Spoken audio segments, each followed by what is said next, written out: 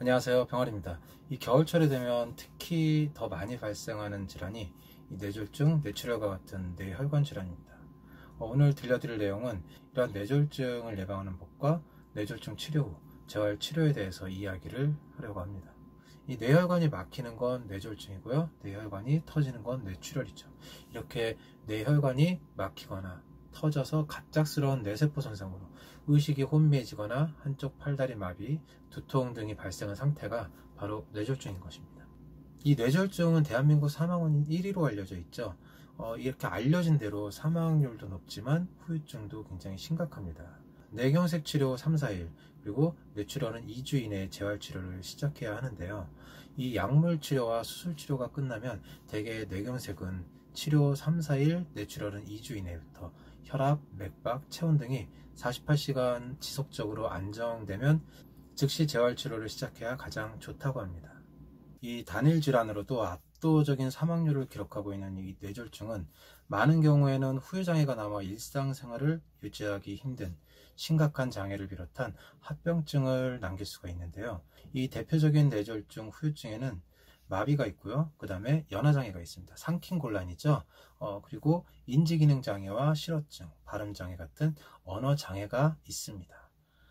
이 뇌졸중 발병 이후 초기에는 손상된 뇌조직 주위에 부종이 발생했다가 부분적으로 이 혈류가 증가합니다. 이러한 후유장애를 최소화하기 위해서 재활치료는 매우 중요하며, 이러한 재활치료를 통해 혈관이 막혀 발생했던 이 허혈성 손상을 입은 신경세포가 재기능을 시작하면서 몸의 기능도 회복하는 것이기 때문입니다. 자, 그럼 재활치료는 어떻게 할까요? 이 뇌졸중 및 뇌손상 환자의 재활치료 종류에 대해서 한번 알아보겠습니다. 먼저 이 보행훈련 프로그램이라는 것이 있는데요. 혼자 서거나 걷지 못하는 환자를 대상으로 여러 가지 장비를 이용을 해서 조기 보행훈련을 시키는 프로그램입니다. 이 근력이나 균형 능력이 떨어지는 환자, 또 경직이 있는 환자이더라도 환자의 체중을 지지해 주어 가능한 한 빨리 정상 보행 패턴에 가깝게, 그리고 안전하게 보행 기능을 회복시켜주는 프로그램입니다. 이 대표적으로 체중 지지 보행기와 로봇 보행 치료, 그리고 무중력 트레드밀 장비를 이용합니다. 그리고 기립운동 프로그램이 있는데요. 이 기립운동 프로그램의 주 목적은 장기간 침상 생활로 인해 생기는 기립성 저혈압을 예방하고 치료하기 위한 것입니다. 바로선 자세 훈련인 기립운동은 다리 근육을 자극 및 강화시켜서 발목의 뒤틀림을 예방하고 교정시켜줄 뿐 아니라 전신의 순환을 증진시켜서 소화 배변 활동이 원활해지고 몸 한 부분에 압력이 지속적으로 가해져 생기는 욕창도 예방할 수가 있습니다. 이 기립운동의 종류는 침대 경사를 올리는 기립경사 침대와 환자 본인의 다리 힘으로 설 수 있는 경사대가 있고, 그 다음에 기립경사 침대에서 발판에 전동 자극을 주어 감각 자극을 촉진시킬 수 있는 갈릴레오 경사 침대가 있습니다.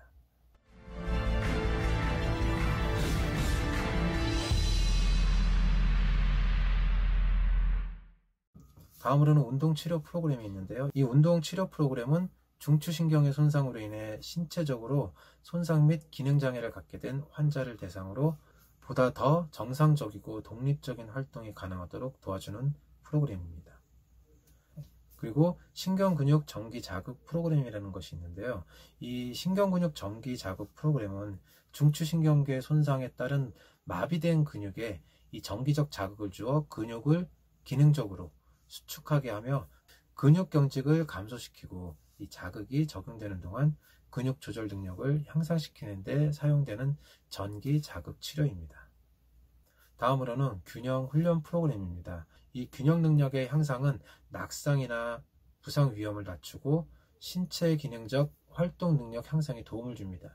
이 균형 훈련은 균형 손상을 입은 환자들의 안정성을 보장하기 위해서 치료사가 적절한 평가 및 단계를 거쳐서 치료를 하게 됩니다.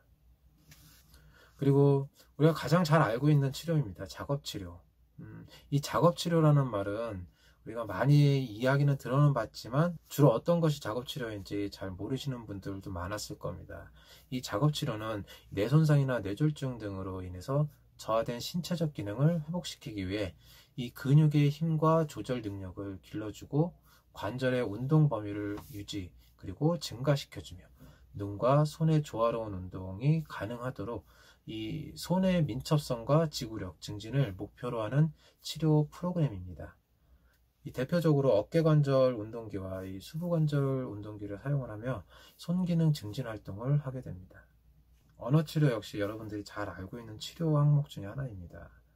이 언어치료는 뇌손상이나 뇌졸중으로 인해서 상대방의 말을 정확하게 이해하지 못하거나 문법과 대화 상황에 맞게 정확한 발음으로 말하는 것에 문제가 생길 수 있습니다. 언어치료는 언어 이해, 호흡 또는 발성, 발음, 정확한 문장 표현 등의 말, 언어 문제에 대해 교육과 훈련을 통해서 이에 대한 능력을 향상시켜 자연스러운 의사소통을 할 수 있도록 돕는 치료입니다.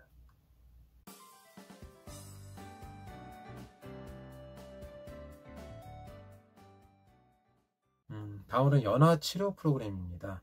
연화치료는 이 삼킴곤란입니다. 연화란 음식물을 입으로 가져가 인도와 식도를 거쳐 위로 보내는 과정입니다. 인지적, 감각적, 운동적 손상을 원인으로 입에서 위로 음식 덩어리를 전달하는 경로상의 문제 시 목매임, 그 다음에 흡인, 탈수, 영양불량, 폐렴 등이 유발될 수 있습니다.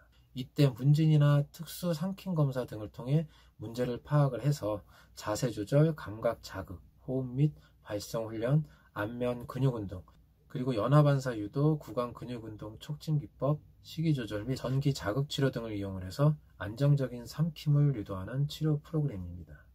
그리고 일상생활 동작 치료라는 것이 있는데요. 일상생활 동작이라고 하는 건 자신의 몸을 관리하는 활동입니다. 이 식사하기, 옷 입고 벗기, 씻기, 화장실 이용하기 등 이런 환경과 상호작용하는 활동입니다. 대중교통 이용하기, 쇼핑하기, 집안관리, 종교활동 등을 포함을 하죠. 일상생활 동작 훈련이란 이러한 활동 수행에 문제가 있을 때 교육과 훈련을 통해 이를 해결하여 독립적인 일상생활을 목표로 하는 훈련 프로그램입니다. 이렇게 앞서 말씀드린 내용들과 같이 신경조절치료를 재활치료와 병행을 하면 뇌졸중 후 뇌기능 회복을 앞당길 수가 있습니다. 무엇보다 손상된 뇌세포의 기능을 건강한 다른 뇌세포가 대신하면서 잃어버린 기능을 회복하는 뇌기소성 원리를 기반으로 운동기능과 인지기능을 동시에 향상할 수 있는 것이 큰 장점인데요. 이 뇌졸중은 후유증이 남더라도 재활치료를 꾸준히 받으면 신체활동 기능을 상당 부분 회복할 수 있다는 것 잊지 마시기 바랍니다. 자, 뇌졸중을 예방하기 위해서는 어떻게 해야 될까요? 평소 고혈압 조절을 돕는 칼륨이 풍부한 과일, 채소를 즐겨 먹고 음식은 싱겁게 먹어야 합니다. 그리고 혈관을 망가뜨리는 이 담배는 끊는 게 좋겠죠. 겨울철에는 추운 곳에서 오랜 시간을 보내거나 갑자기 추운 곳으로 나오는 것은 피해주세요. 추우면 혈관이 수축해 혈압을 높여 혈관이 터지기 쉽기 때문입니다. 평소 규칙적인 운동을 하는 것이 중요한데요.